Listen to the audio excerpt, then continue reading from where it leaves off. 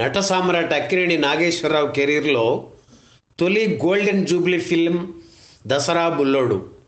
అక్కినేని వాణిశ్రీ జంటగా నటించిన ఈ చిత్రం 1971 సంక్రాంతి సందర్భంగా విడుదలైంది. పచ్చని పొలాల్లో పాటలను చిత్రీకరించడం ప్రేక్షకుల్ని విశేషంగా ఆకట్టుకుంది. జగపతి సంస్థ అంతకుముందు నిర్మించిన చిత్రాలకు వి మధుసూదన్ రావు దర్శకత్వం వహించారు.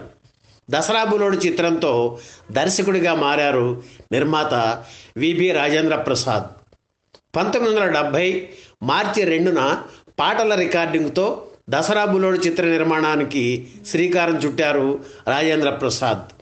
అదే రోజు రాత్రి మద్రాసు సవేరా హోటల్లో ఆయన ఇచ్చిన విందుకు పలువురు చిత్ర ప్రముఖులు హాజరయ్యారు. ఆ దృశ్యాలు ఇవిగో.